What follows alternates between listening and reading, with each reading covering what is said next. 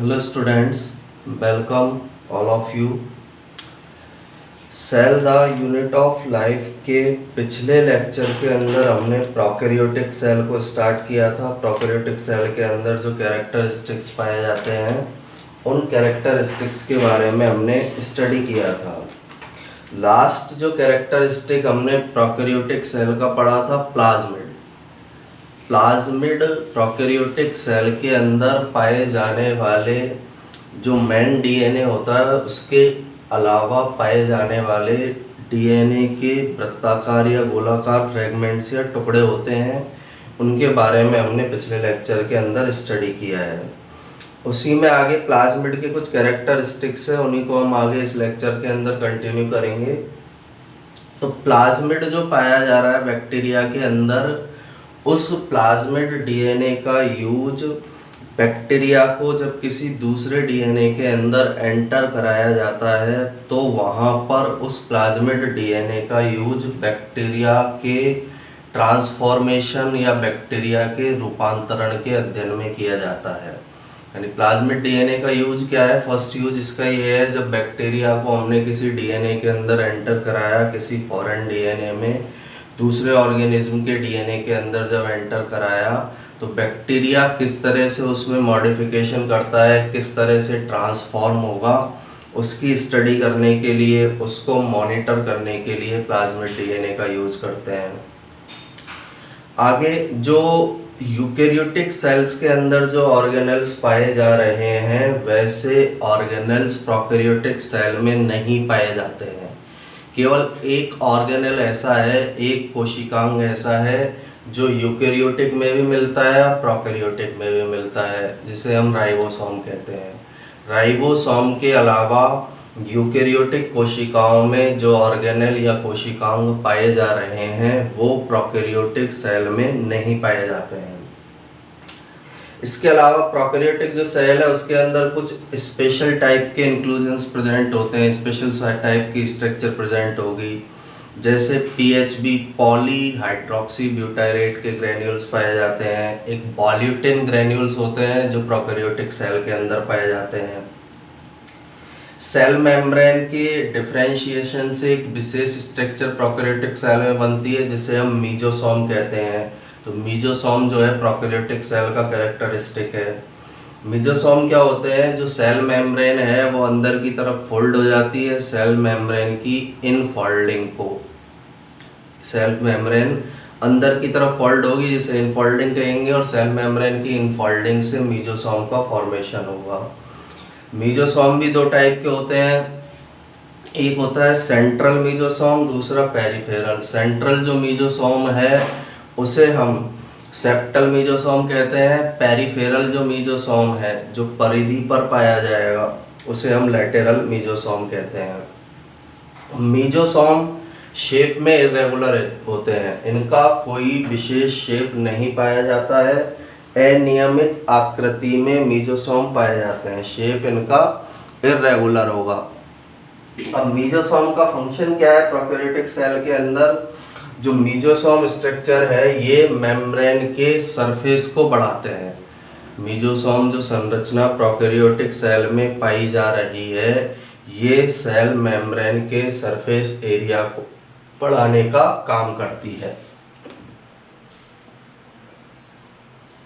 तो मीजोसोम जो structure cell membrane के इन्वेजिनेशन से जिनका फॉर्मेशन हुआ है, फंक्शन इसका होता है पहला सेल मेम्ब्रेन के सरफेस एरिया को बढ़ाना, दूसरा इसका फंक्शन होता है ये रेस्पिरेशन के जो एंजाइम हैं उनकी एक्टिविटी के लिए, उनकी क्रिया के लिए एक साइट प्रोवाइड करती है। इन पर रेस्पिरेशन के एंजाइम अपना वर्क करते हैं। इसलिए हम बोल सकते हैं जो मीजोसोम है प्रोकैरियोटिक सेल की, जो मीजोसोम है वो यूकेरियोटिक सेल के माइटोकॉन्ड्रिया के एनालॉगस होती है। एनालॉगस, होमोलॉगस दो टाइप के ऑर्गन होते हैं जिन्हें हम समवर्ती अंग और समजात अंग कहते हैं। तो माइटोकॉन्ड्रिया का एनालॉगस ऑर्गन, यूकेरियोटिक के माइटोकॉन्ड्रिया का एनालॉगस ऑर्गन कौन सा होता है? प्रोकैरियोटिक सेल में पाए जाने वाले मीजोसोम होंगे। इसके अलावा जो मीजोसोम जो स्ट्रक्चर है ये सेल के रेप्लिकेशन के दौरान, सेल के रेप्लिकेशन का मतलब है एक सेल से दूसरी सेल बनने के दौरान बैक्टीरिया के क्रोमोसोम को जुड़ने के लिए जगह प्रोवाइड करती है। सेल का जब रेप्लिकेशन होगा, एक सेल से दूसरी सेल बनेगी, तो उस दौरान बैक्टीरिया के क्रोमोसोम को जुड़ने के लिए जगह प्रदान करने का काम मीजोसोम के द्वारा किया जाता है। तो ये मीजोसोम्स के फंक्शन होते हैं। तो पहले हम इन कैरेक्टर्स को पढ़ेंगे, उसके बाद प्रोकैरियोटिक सेल के नेक्स्ट कैरेक्टर को पढ़ेंगे।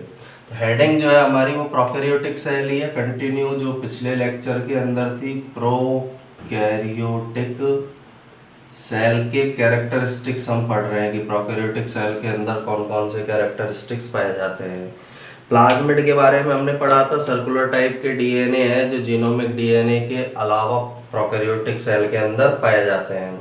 अब प्लाज्मिड डीएनए का यूज क्या है, इस प्रोकैरियोटिक सेल में क्या प्रेजेंट है, प्लाज्मिड डीएनए।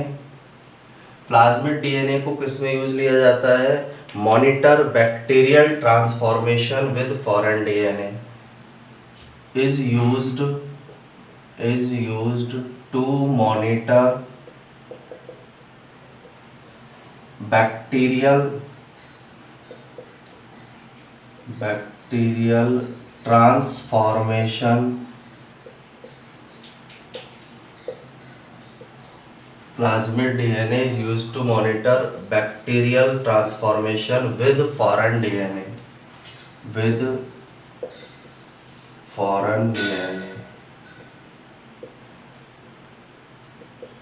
यानी किसी बाहरी डीएनए के साथ जब इसको जोड़ा जाता है, प्लाज्मिड डीएनए को बैक्टीरिया को जब जोड़ा जाएगा, बैक्टीरिया का ट्रांसफॉर्मेशन होगा, रूपांतरण होगा। तो बैक्टीरिया का जो रूपांतरण है उसको मॉनिटर करने के लिए प्लाज्मिड डीएनए का यूज किया जाता है। प्लाज्मिड डीएनए हम पिछले लेक्चर में पढ़ चुके हैं। जो जीनोमिक डीएनए है उसके अलावा बैक्टीरिया में जो सर्कुलर डीएनए पाए जाते हैं उन्हें हम प्लाज्मिड डीएनए कहते हैं। नेक्स्ट पॉइंट जो प्रोकैरियोटिक सेल का है, प्रोकैरियोटिक सेल में यूकैरियोटिक सेल के जैसे कोई ऑर्गेनल या कोशिकांग नहीं पाए जाते, केवल एक कोशिकांग यहाँ प्रेजेंट होगा। यूकैरियोटिक सेल जैसा एक कोशिकांग प्रेजेंट होगा, राइबोसोम, जो मेम्ब्रेन लेस होता है। जो राइबोसोम जो इसके अंदर पाया जा रहा है वो कैसा होगा, मेम्ब्रेन लेस। तो in prokaryotic cell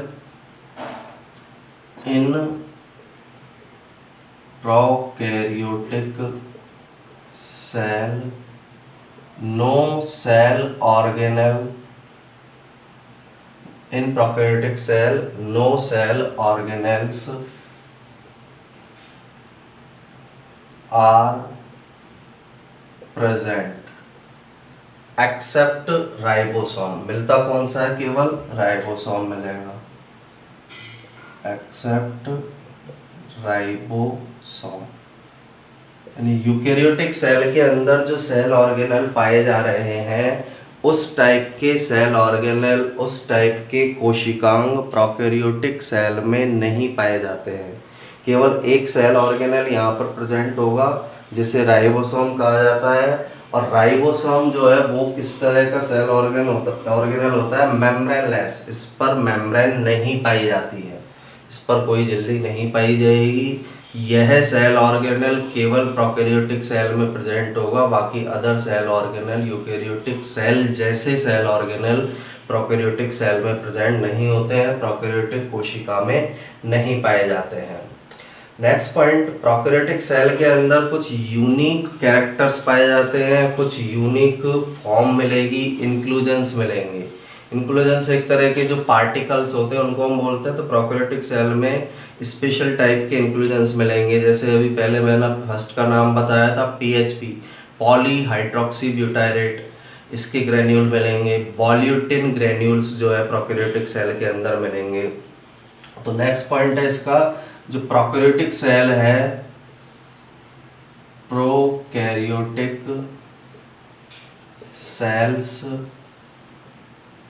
prokaryotic cells have something unique form,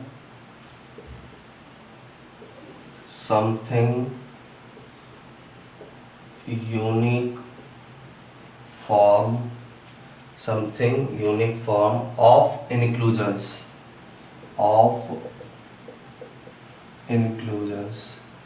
inclusions होते हैं जो सेल के अंदर जो ग्रेन्यूल्स इसके अंदर प्रेजेंट होंगे, स्पेशल टाइप की स्ट्रक्चर जो प्रेजेंट होगी उन्हें इंक्लूजन्स कहते हैं। प्रोकैरियोटिक सेल में यूनिक इंक्लूजन्स प्रेजेंट होते हैं, जैसे कौन से हो सकते हैं? फर्स्ट तो है पीएचबी, दूसरा है वॉल्यूटिन ग्रेन्यूल, दूसरा होता है वॉल्यूटिन ग्रेन्यूल। पीएचबी जो है उसका पूरा नाम है poly hydroxy butyrate, polyhydroxy butyrate PHB का फुल फॉर्म है। ये इसके अंदर पाया जाएगा, वॉल्यूटिन ग्रेन्यूल इसके अंदर पाया जाएगा। तो स्पेशल टाइप के इंक्लूजन्स, यूनिक टाइप के इंक्लूजन्स जो है प्रोकैरियोटिक सेल के अंदर प्रेजेंट होते हैं। एग्जांपल है पीएचबी, पॉलीहाइड्रोक्सी ब्यूटाइरेट, और सेकंड जो एग्जांपल है वॉल्यूटिन ग्रेन्यूल्स। ये प्रोकैरियोटिक सेल के अंदर पाए जाने वाले इंक्लूजन्स हैं, स्पेशल टाइप के या यूनिक टाइप के इंक्लूजन्स हैं जो प्रोकैरियोटिक सेल में प्रेजेंट होंगे। फिर प्रोकैरियोटिक सेल के अंदर एक स्पेशलाइज्ड स्ट्रक्चर मिलती है मीजोसोम। तो in prokaryotic cell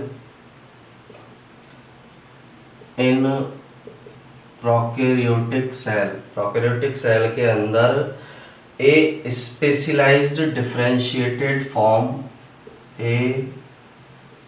specialised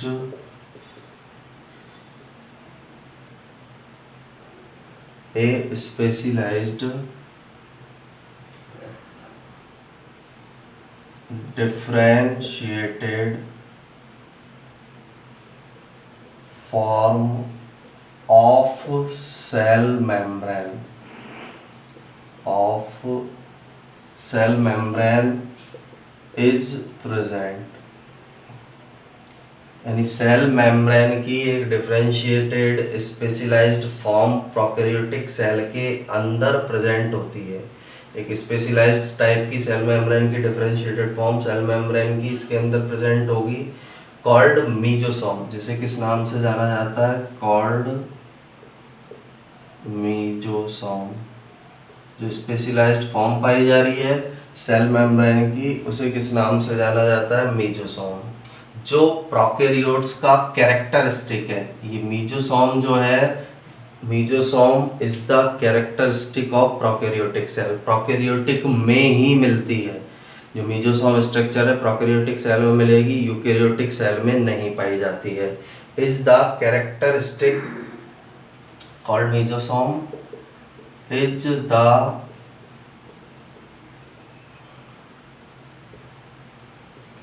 characteristic of prokaryotes. ये प्रोकैरियोट्स का एक कैरेक्टरिस्टिक होती है, प्रोकैरियोटिक सेल में ही ये प्रेजेंट होगी, यूकैरियोटिक सेल के अंदर ये नहीं पाई जाती है। तो ये प्रोकैरियोटिक सेल का एक विशेष कैरेक्टर है कि इनके अंदर मीजोसोम प्रेजेंट होती है स्ट्रक्चर। मीजोसोम सेल मेम्ब्रेन से बनती है, सेल मेम्ब्रेन से इसका फॉर्मेशन होगा, सेल मेम्ब्रेन की स्पेशलाइज्ड डिफरेंशिएटेड फॉर्म मीजोसोम होती है। मीजोसोम जो है स्ट्रक्चर किस तरह से बनेगी? Convoluted invagination of cytoplasmic membrane. Mesosome formed by mesosome formed by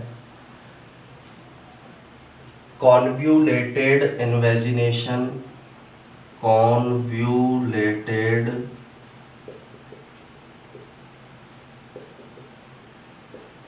invaginations of cytoplasmic membrane, of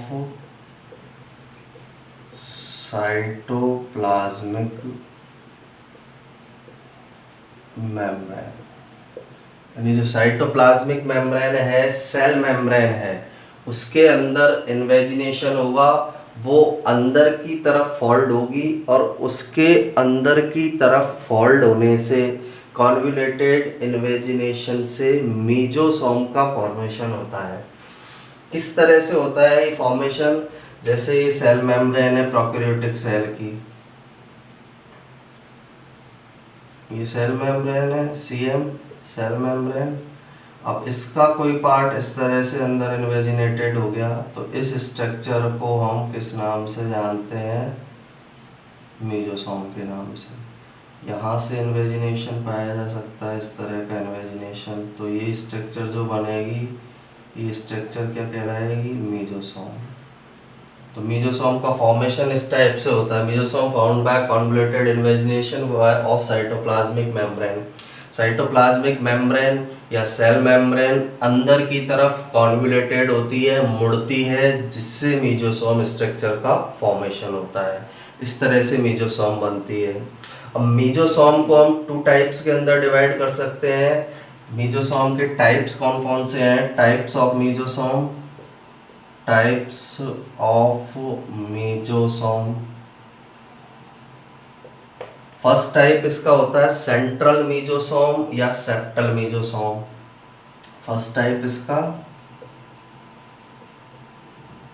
central या सेप्टम मीजोसोम।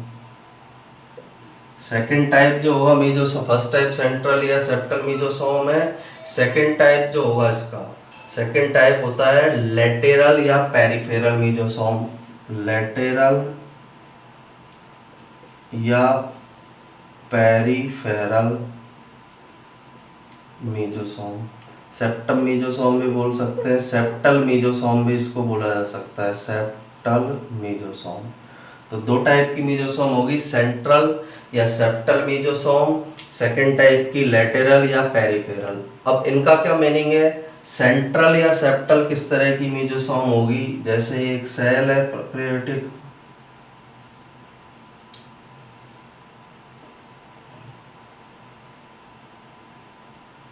अब ये जो मीजोसोम है इसके सेंटर पार्ट में पाई जा रही है, इसलिए इसे हम कौन सी मीजोसोम बोलेंगे? सेंट्रल या सेप्टल मीजोसोम। जो सेंटर पार्ट में प्रेजेंट होगी, बीच में जो पाई जा रही है, ये प्रोकैरियोटिक सेल है, प्रोकैरियोटिक सेल के सेंटर में जो मीजोसोम प्रेजेंट होती है उसे सेंट्रल या सेप्टल मीजोसोम कहते हैं। केंद्रीय मीजोसोम इसे कहा जाता है।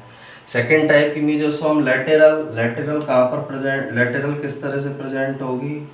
जैसे ये प्रोकैरियोटिक सेल है, अब इसमें केवल यहीं तक जो मीजोसोम पाई जा रही है, इस मीजोसोम को हम लेटेरल या पेरिफेरल मीजोसोम कहेंगे। तो ये सेकेंड टाइप की मीजोसोम हो गई, लेटेरल या पेरिफेरल। 2 टाइप की हो सकती है पोजीशन के बेस पर। सेंट्रल मीजोसोम जो सेंटर वाले पार्ट में मिलेगी सेल में, और लेटेरल या पेरिफेरल जो इसकी पेरिफेरी होती है, प्रोकैरियोटिक सेल की पेरिफेरी या परिधि वाले भाग में पाई जाती है।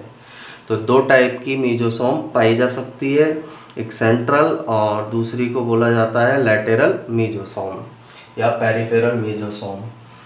इर्रेगुलर शेप होता है मीजोसोम का, जो शेप है वो अनियमित होता है, कोई एक फिक्स्ड शेप इनका नहीं होता है। अब फंक्शन क्या है? जो मीजोसोम स्ट्रक्चर हमने पढ़ी है उसके फंक्शन क्या होते हैं? मीजोसोम में क्या क्या फंक्शन मीजोसोम के द्वारा कंप्लीट किए जाएंगे? सबसे पहला फंक्शन मैंने बताया था, मेम्ब्रेन के सरफेस को बढ़ाती है। जो मेम्ब्रेन है उसके सरफेस एरिया को बढ़ाने का काम इसके द्वारा किया जाता है। सिंपल सा लॉजिक ये है, एक सिंगल मेम्ब्रेन है, जैसे ये मीजोसोम ये नहीं होती तो केवल एक इतना सा पार्ट होता मेम्ब्रेन का, लेकिन ये मीजोसोम ने इसके किसको बढ़ा दिया? सरफेस को बढ़ा दिया। तो फर्स्ट फंक्शन इसका क्या है? ये मेम्ब्रेन के सरफेस को बढ़ाती है। जो सरफेस जो ये बढ़ा रही है, ये रेस्पिरेशन और ट्रांसपोर्ट के जो डिफरेंट एंजाइम है उनके लिए साइट प्रोवाइड करता है। यानी यहाँ पर मीजोसोम पर रेस्पिरेशन के एंजाइम अटैच होते हैं, रेस्पिरेशन के जो एंजाइम हैं वो एक्टिव होते हैं, ट्रांसपोर्टेशन के एंजाइम एक्टिव होते हैं, तो उनके लिए एंजाइम के लिए एक साइट का काम करती है। तो ये जो फंक्शन है यूकेरियोटिक सेल में माइटोकॉन्ड्रिया करता है, इसलिए मीजोसोम को माइटोकॉन्ड्रिया का एनालॉगस ऑर्गन बोला जाता है। यूकेरियोटिक सेल का माइटोकॉन्ड्रिया और प्रोकैरियोटिक सेल का मीजोसोम, दोनों एक दूसरे के एनालॉगस होते हैं। एनालॉगस ऐसे ऑर्गन होते हैं जिनका ओरिजिन डिफरेंट हो और फंक्शन सेम हो, उत्पत्ति जिनकी अलग अलग हो, अलग अलग तरीके से उत्पन्न हुए हों, लेकिन काम एक करते हों, उस तरह के ऑर्गन को हम एनालॉगस बोलते हैं, समवर्ती अंग बोलते हैं। तो माइटोकॉन्ड्रिया और मीजोसोम एक दूसरे के एनालॉगस ऑर्गन होते हैं। सेकंड, जो ये मीजोसोम है, सेल जब रेप्लिकेशन करेगी, प्रोकैरियोटिक सेल एक से जब संख्या को बढ़ा के 1 से 2 होगी, तो उस दौरान जो इसका मेन डीएनए है, बैक्टीरिया का जो मेन डीएनए या बैक्टीरिया का जो क्रोमोसोम है, उसको जुड़ने के लिए ये सतह प्रदान करती है। जब सेल का डिवाइडेशन होगा तो क्रोमोसोम बैक्टीरिया के क्रोमोसोम को या डीएनए को जुड़ने के लिए ये सतह प्रोवाइड करने का काम करती है। ये दो वर्क या फंक्शन मीजोसोम के द्वारा प्रोकैरियोटिक सेल में किए जाते हैं।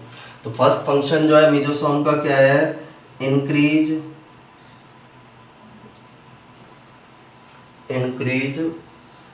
इन membrane surface, increase the membrane surface, जो मेम्ब्रेन है उसके सरफेस को बढ़ाती है। भी इस तरह से अंदर इन्वेजिनेशन हुआ तो उसके कारण मेम्ब्रेन का सरफेस बढ़ जाता है। Which may be useful, which may be useful, और जो सरफेस बड़ा है वो किसके अंदर यूजफुल होता है? As a site for enzyme activity, as a site for enzyme activity, for enzyme activity in respiration and transport, in respiration and transport. यानी इसने सरफेस एरिया बढ़ाया। एक सिंपल हम एग्जांपल समझे, एक सेल मेम्ब्रेन ऐसी होती, इसका सरफेस कम है, लेकिन ये जो मीजोसोम बनी इसने इसका क्या बढ़ा दिया? सरफेस बढ़ा दिया, मेम्ब्रेन के सरफेस को बढ़ा दिया। अब ये बढ़ा हुआ सरफेस किसके अंदर यूजफुल है? एंजाइम की एक्टिविटी के लिए यूजफुल है। रेस्पिरेशन के एंजाइम यहाँ पर एक्टिव होते हैं, रेस्पिरेशन से रिलेटेड एंजाइम यहाँ फंक्शन करते हैं। ट्रांसपोर्टेशन से संबंधित जो एंजाइम है वो यहाँ पर काम करते हैं। अब ये जो फंक्शन मीजोसोम द्वारा किया जा रहा है ये माइटोकॉन्ड्रिया के समान है, इसीलिए बोला जाता है कि ये किसके एनालॉगस होती है? Mitochondria. Analogous, analogous to mitochondria. यानी जो यूकैरियोटिक सेल में माइटोकॉन्ड्रिया जो फंक्शन करता है, प्रोकैरियोटिक सेल में उस फंक्शन को किसके द्वारा कंप्लीट किया जा रहा है? जो मीजोसोम स्ट्रक्चर है उसके द्वारा इसे कंप्लीट किया जा रहा है। मीजोसोम स्ट्रक्चर इसको कंप्लीट करती है, मीजोसोम स्ट्रक्चर के द्वारा इस फंक्शन को किया जाता है। इसलिए बोला जाता है कि ये किसके एनालॉगस होती है? मीजोसोम जो स्ट्रक्चर है ये किसके एनालॉगस है? माइटोकॉन्ड्रिया के ये एनालॉगस होती है। सेकेंड जो वर्क या फंक्शन इसके द्वारा किया जाएगा, फर्स्ट फंक्शन तो हो गया मेम्ब्रेन का सरफेस इसने बढ़ा दिया, जो एंजाइम की एक्टिविटी के लिए साइट प्रोवाइड करता है, रेस्पिरेशन और ट्रांसपोर्ट के एंजाइम की। इसलिए इसे जो काम यूकैरियोटिक सेल में माइटोकॉन्ड्रिया कर रहा है वो प्रोकैरियोटिक में मीजोसोम करती है, इसलिए इसे एनालॉगस टू माइटोकॉन्ड्रिया, माइटोकॉन्ड्रिया का एनालॉगस ऑर्गन, समवर्ती अंग बोला जाता है। एनालॉगस ऑर्गन ऐसे ऑर्गन होते हैं जिनकी उत्पत्ति अलग प्रकार से हुई हो लेकिन काम सेम करते हो। या माइटोकॉन्ड्रिया मीजोसोम का काम सेम है, फंक्शन सेम है, ऑरिजिन अलग अलग हुआ है, इसलिए इसको माइटोकॉन्ड्रिया का एनालॉगस ऑर्गन बोला है।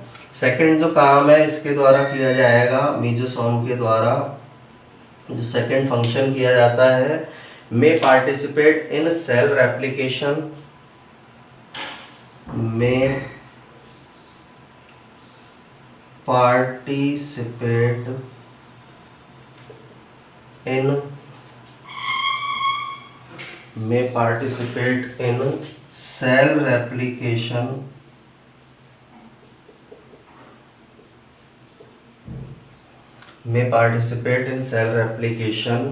by serving as a place of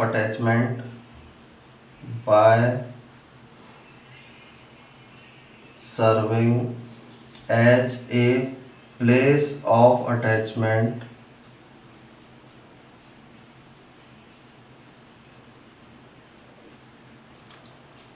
may participate in cell replication by serving a place of attachment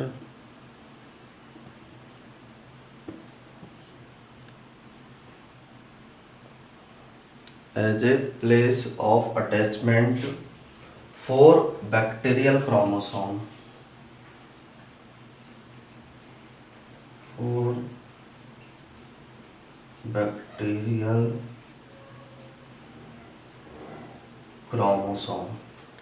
तो दूसरा जो फंक्शन इसके द्वारा किया जा रहा है, ये सेल के रेप्लिकेशन के दौरान, सेल जब रेप्लिकेट कर रही है उस सेल के, तो दूसरा फंक्शन क्या है, में participate in cell replication by serving as a place of attachment of bacterial chromosome.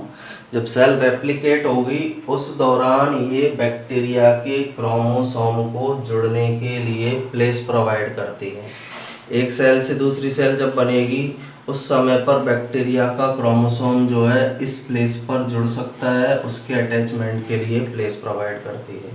तो ये दो इम्पोर्टेंट फंक्शन हैं जो मीजोसोम के द्वारा प्रोकैरियोटिक सेल में कंप्लीट किए जाते हैं।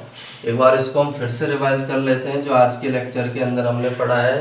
लास्ट लेक्चर में हमने प्लाज्मिड डीएनए के बारे में पढ़ा था। प्लाज्मिड डीएनए जो है उसका यूज फॉरेन डीएनए में जब बैक्टीरिया को जोड़ा जाता है तो बैक्टीरिया का जो ट्रांसफॉर्मेशन होगा उसे मॉनिटर करने के लिए किया जाता है, उसको टेस्ट करने के लिए, उसको देखने के लिए प्लाज्मिड डीएनए का यूज करते हैं।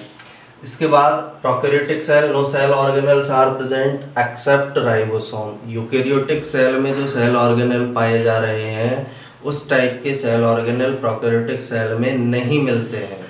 केवल एक सेल ऑर्गेनेल पाया जाता है राइबोसोम, वो इनके अंदर प्रेजेंट होगा जो मेम्ब्रेनलेस होता है। Prokaryotic cells have something unique form of inclusions. कुछ इनके अंदर, सेल के अंदर कुछ विशेष स्ट्रक्चर्स पाई जाती है, इंक्लूजन्स पाए जाते हैं, जिन्हें जैसे एग्जांपल पीएचबी, पॉलीहाइड्रोक्सीब्यूटाइरेट, बोलेटिन ग्रेन्यूल, ये प्रोकैरियोटिक सेल में पाए जाने वाली विशेष टाइप की स्ट्रक्चर या इंक्लूजन्स होते हैं। In prokaryotic cell, a specialized differentiated form of cell membrane is present called mesosome.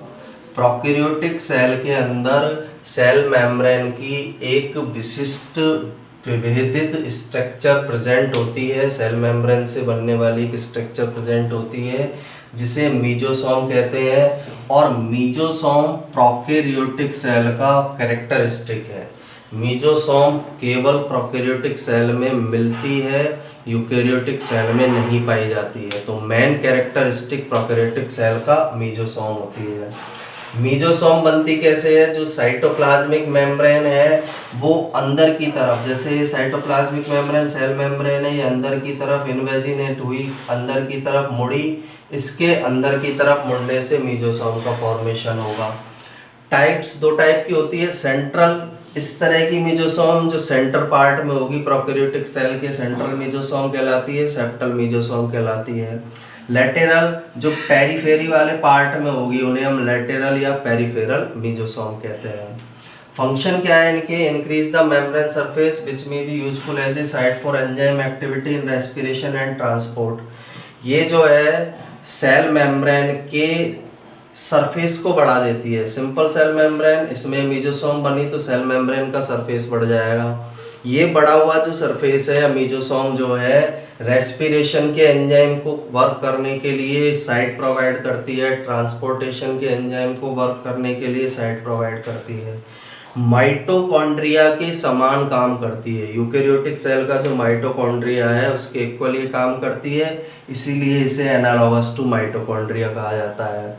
Second, may participate in cell replication by serving as a place of attachment of bacterial chromosome। Cell का जब replication होगा, एक cell से दूसरी cell बनेगी, उस दौरान ये जो मीजोसोम है बैक्टीरिया के क्रोमोसोम को अटैच होने के लिए साइट प्रोवाइड करने का काम करते हैं। तो आज हमने एक स्पेशल जो स्ट्रक्चर इनके अंदर पाई जा रही है प्रोकैरियोटिक सेल में, मीजोसोम, उसके बारे में स्टडी किया है। इसके नोट्स बनाने के लिए आप इसका स्क्रीनशॉट ले सकते हैं। नेक्स्ट लेक्चर के अंदर हम जो प्रोकैरियोटिक सेल के अंदर अदर जो क्वालिटीज पाई जा रही है, अदर प्रॉपर्टीज जो प्रोकैरियोटिक सेल में पाई जा रही है, उनकी स्टडी करेंगे। Thank you.